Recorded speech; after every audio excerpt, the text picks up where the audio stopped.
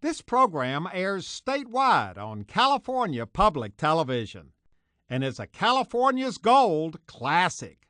This series is endorsed by the California Teachers Association, the California School Boards Association, and the California Library Association.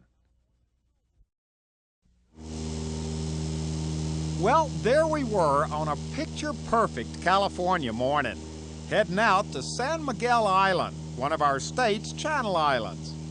Now, any good map will tell you, San Miguel is located 55 nautical miles off the coast of Ventura, and it's 8 miles long, 4 miles wide.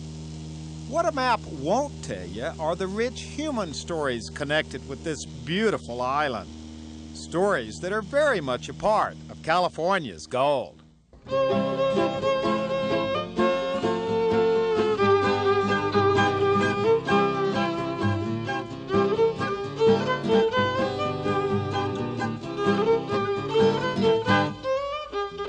Well, we knew right away this was going to be fun, because just landing on San Miguel Island is an adventure.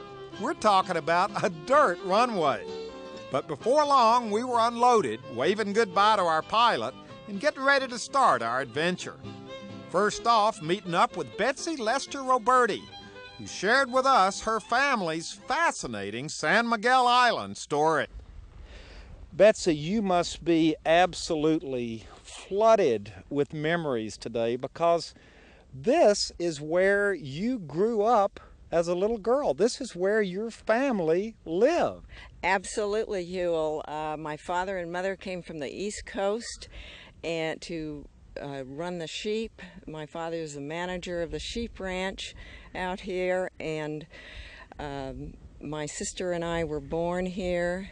I lived here for the first 9 years of my life, and my sister for her first 11 years. Now, I've got a million questions to ask you, because, I mean, the most obvious and the most general question is, what in the world was it like living out here? I really didn't know any differently, because I essentially was born here. Actually, I was born on the mainland, but brought out here and by boat. And I didn't know what it was like to be in civilization. People ask me all the time, what on earth did I do out here? What on earth did you do out here? We did any number of things. For example, horseback riding, and then my father built me a little pretend workshop, which I loved to work at, and I built a little pretend horse, which we rode. We would do a lot of collecting of for example, glass Japanese floats on the beach, because the fishermen would use those for their nets. They would come up to the beach. We would collect Indian artifacts. My mother and sister and I would go out on Sundays to the east end of the island, have a picnic, collect the artifacts. We had reading. Lots of reading. Lots of reading. My mother she was a librarian in New York. She brought her 500 books out, and there was no telephones. We did have a radio, so we would listen. I remember to Fibber McGee and Molly and Kate Smith, and Mother loved the New York Philharmonic, and she would listen to that. Now, would this all happen right over here? I've seen pictures of the family gathered around the fireplace, and this is what's left of the fireplace today. Yes, my father built the fireplace, and this is in this room, in the living room. That was where we would read to each other, listen to music, my father loved to listen to the boxing matches. Was he a character? He looks like he was a character from the pictures I've seen. He really was a wonderful person. He was extremely hospitable to the guests that would come over. Now, wait a minute. What kind of guest would show up on this isolated island? Well, in 1934, George Hammond flew his plane over from Bonnymead in Montecito, and he made several trips over, bringing us food and supplies. Otherwise, we had to wait 3 months for the boat to come in. Would fishermen stop by unexpectedly? Fishermen would come. In fact, our primary source of food was lamb, and the fishermen we would barter a leg of lamb for lobster, abalone, or fish, and they would come up, and there would be other guests that just came over by boat to fish or visit, and my father was extremely hospitable with them, having them come up to Well, it must have been a big deal for you all to have guests from the outside world.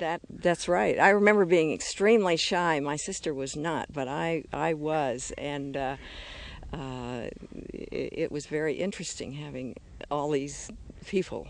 Now, when you talk about having leg of lamb for dinner and bartering it for fish, this whole area out here was a sheep ranch, wasn't it? Yes.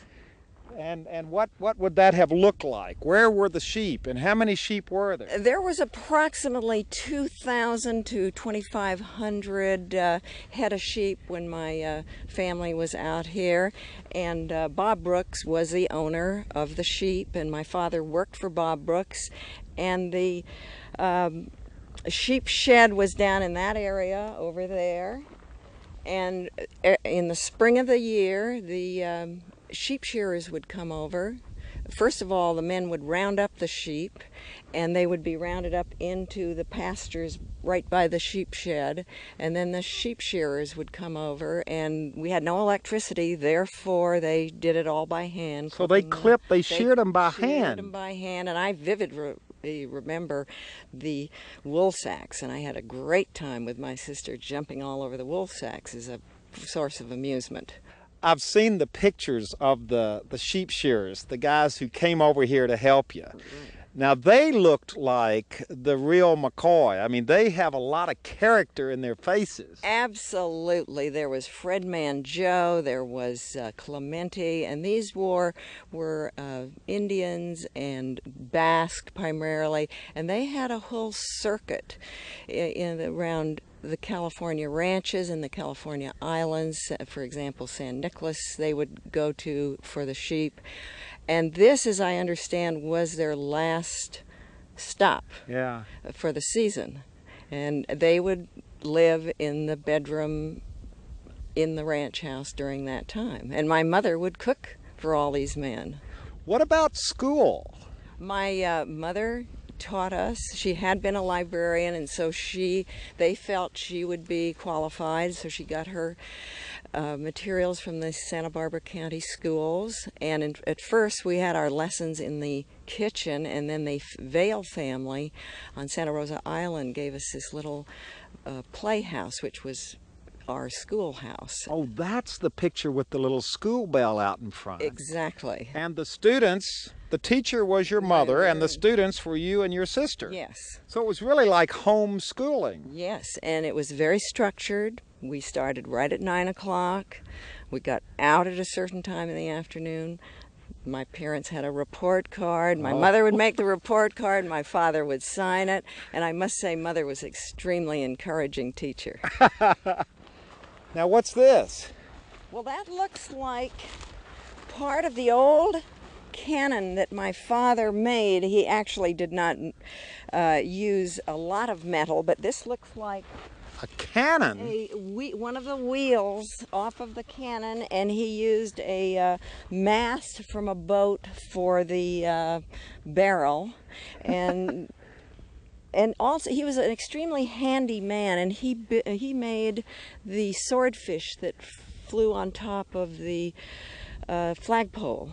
Really? By the ranch house, yes. Did he have a lot of time to work on these kind of things? Well, there was always work to be done, so yes, there was time, but he had first things first. Yeah. But that was extra. Now we've hiked about a quarter of a mile so that you can show me what I think, actually you'd pass right by this if you didn't know it was here.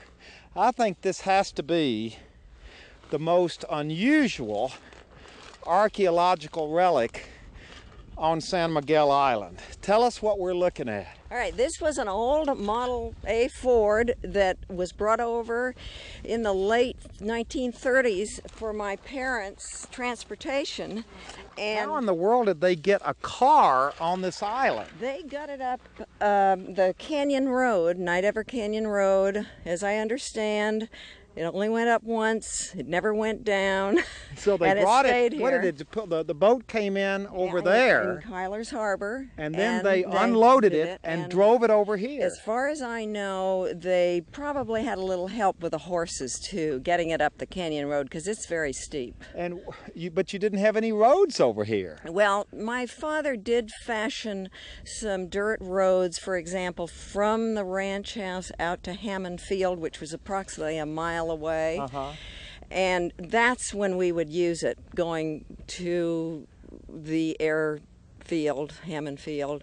Or another time was when my father and I would go out and hunt sheep for our source of food. So my father would shoot the sheep, sling it in the back of the car, and take it back to the ranch house where he'd skin the sheep. You know, this whole thing sounds, it's like something out of an Old West story. It is. It's like in the 1800s. Yeah. Well, what do you feel when you come over here and see what's left? Do you have these incredible memories that flash back to you? Yes, I do. And they're very positive and happy memories. Even though the ranch house isn't here, I still can remember how it was. Today, San Miguel Island is part of Channel Islands National Park. It belongs to all of us. And to get a good sense of just how varied and beautiful the island is, park rangers Bill and Kate Faulkner took me on what they described to me ahead of time was going to be a short hike. Well, we've been hiking now about, what, 20 miles? Well, it's actually been 2. It just seems like 20 for us city folks. Feels like 20, that's right. But we got to stop right here just for a minute because this is absolutely spectacular. We're looking over at Santa Rosa Island over there, and this beautiful turquoise water out here in the ocean, and just the sense of where we are. It's a beautiful vista here. You can see Santa Rosa in the background there. That's just 3 miles away. The water is really clear out here. And these views and this look at what California might have been like 100 years ago is why people come out here. Yeah. We're just 30 miles from the mainland, but you feel 1,000 miles away when you're out here looking at scenes like this. And I'm not so sure when you say what California would have looked like 100 years ago. This could have been California 1,000 years ago, couldn't it? Certainly could have, even 2,000 Yeah. years ago, any amount of time. But I think California has changed rapidly in modern times. Yeah. And that's what makes something like this more unique. Yeah. And as time goes on, it'll become even more special. Yeah. Now what are we seeing here? Well, San Miguel Island is the largest rookery for elephant seals and California sea lions in the entire world. So if we're lucky, we will see some of them down here. Why are we walking and talking like this? Well, when they're on land, they're very afraid of humans, so we have to really be careful not to scare them. Well, they got to pick up our scent? Well, if they see us pop over the horizon too fast, then they'll take off, and we don't want that to happen.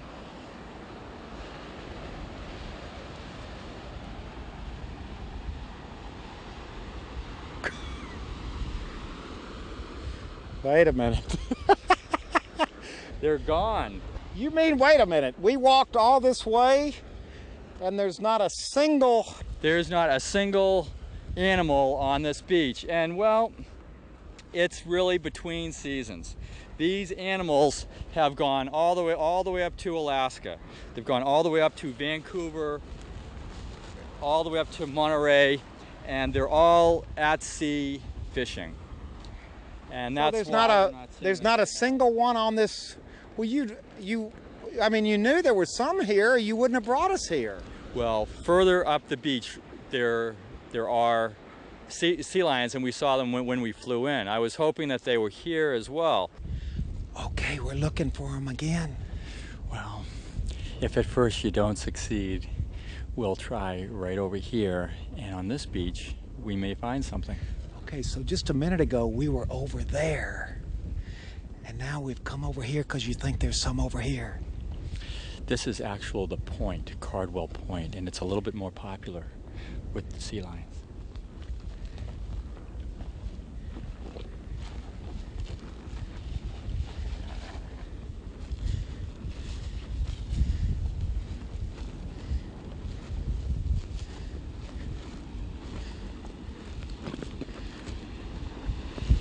There they are. Look.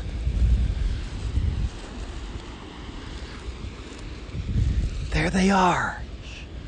Okay. These are California sea lions, and these are probably all females that have had their pups this year. They're just laying in the sun. That's right, but every night they go out to feed. So during the day they rest, and then at night they go out and feed. Now, if they hear us, will they run away? Will they go into the water? They're real skittish on land, so you have to be very, very careful. Oh my gosh. Oh my God. Look at this. As far as you can see. Oh, this is what you wanted us to see, isn't it? Yeah, you can see it's like a little Coney Island right here. These animals haul out in the tens of thousands during the prime breeding season. This is just a fraction of what's here during the busy season. They haul out and breed in June. The pinnipeds, which is seals and sea lions that we have here, really have come back from the brink of extinction. These animals, the elephant seals, for instance, around the turn of the century were reduced to just 50 animals. And they have come back on San Miguel. We have half the world's population, about 50,000 right here. So they've really come back from the brink of extinction. It's one of the success stories that this island can tell. San Miguel Island is a place that combines incredible beauty with rich human history. And none is richer than the story of Juan Rodriquez Cabrillo, who was the very first European explorer of the California coast. Cabrillo and his men landed on this island way back in 1542.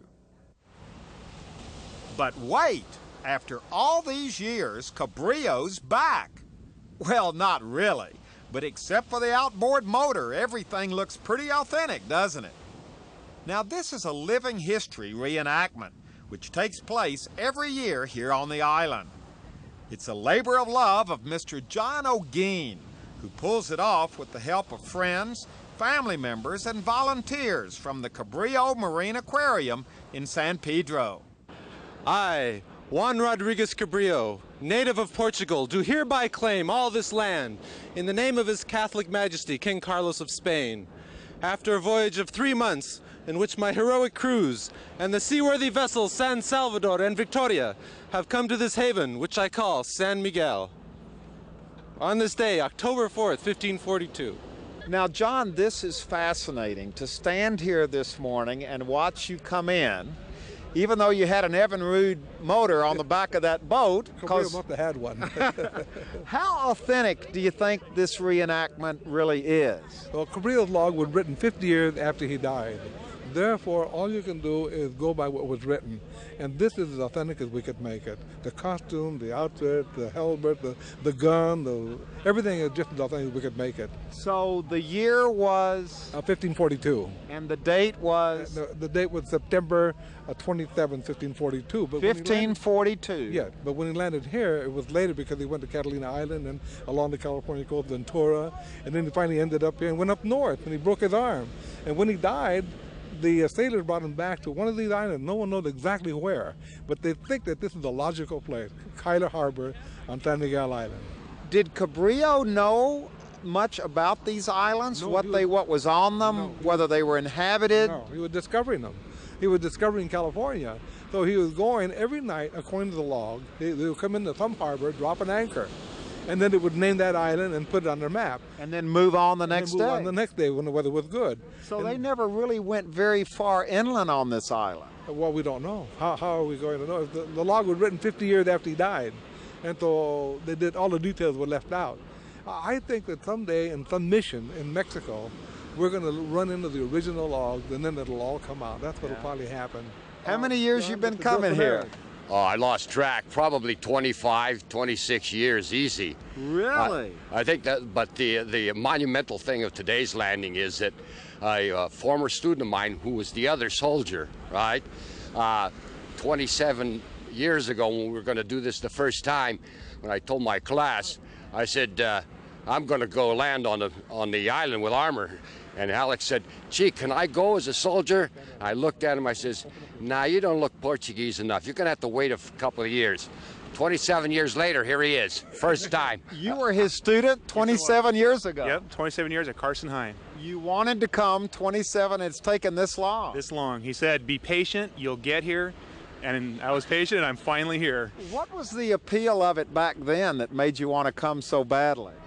Just the history of it and the actual coming out here and doing this. I love the Channel Islands. I've been diving them almost my entire life, and being actually part of the discovery of California, I think is absolutely a wonderful opportunity. And how did it feel this morning coming in on that boat and actually setting foot on San Miguel? Absolutely phenomenal. It's been something I've looked forward to almost my entire life, and it's just unbelievable. Where's your son? He played Cabrillo this year. His name is Cabrillo. He plays it every year. Is Cabrillo? he named Cabrillo? That's his real name. His name is John Cabrillo Olguin. John, front and center, please. You are named Cabrillo. I was named right after the beach. That is amazing. And then he came up with a name, I don't know if he's already said it, but I grew up with the name of, this is my son, Juan Ramon Rodriquez Cabrillo, Rosta Costa de la Vista Olguin, with 2 pair of pants to match.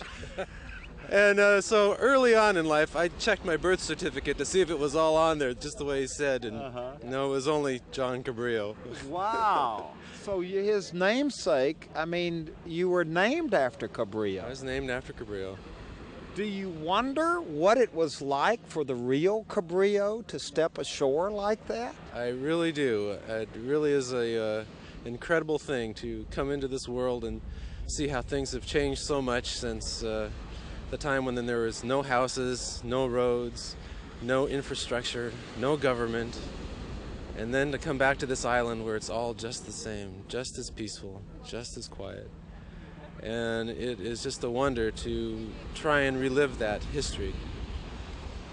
Yeah. Well, it really is. It could be 1540, couldn't it? Yes, I mean, I would like to see... when you stand here and you look down the beach... and look down this beach, it could literally be that beach on that day. And this was a good harbor. I mean, back then as it is now, because coming up the coastline, it's a miserable beat up. I race yachts and have sailed, and I hate coming back the opposite direction because the prevailing winds are all going south, and coming up must have been a miserable trip.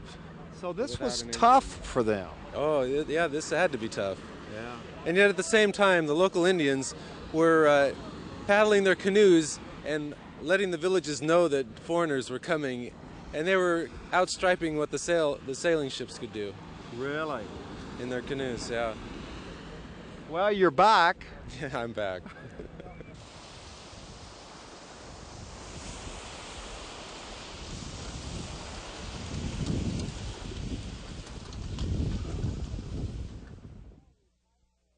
Well, we've hiked the mile up from Kyler Harbor down there. We're now up at Kyler Point.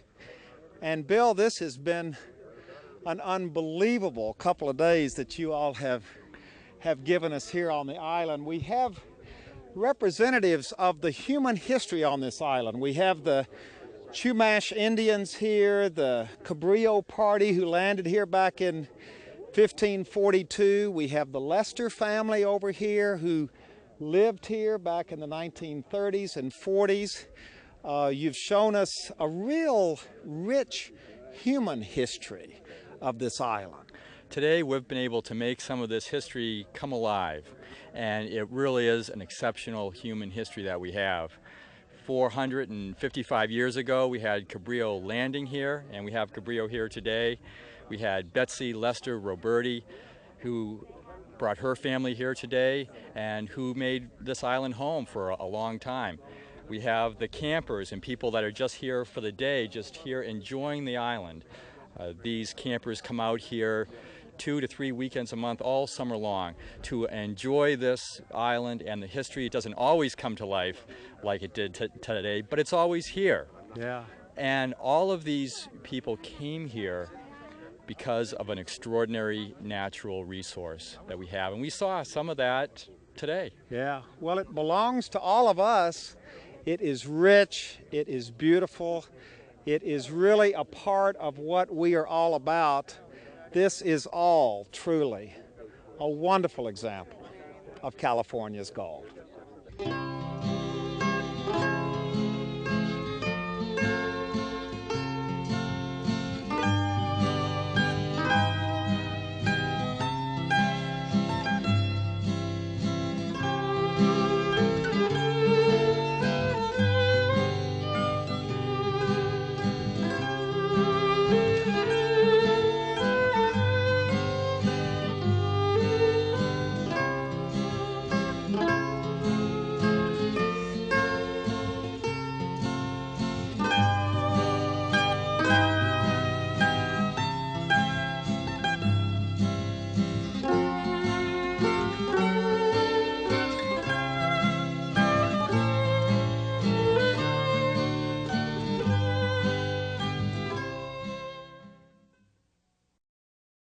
Well, hello everybody, I'm Huell Hauser, and I sure hope you enjoyed this adventure.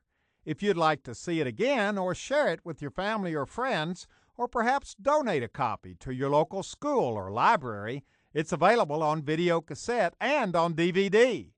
All you have to do is call 1-800-266-5727, and we'll be glad to send it to you right away.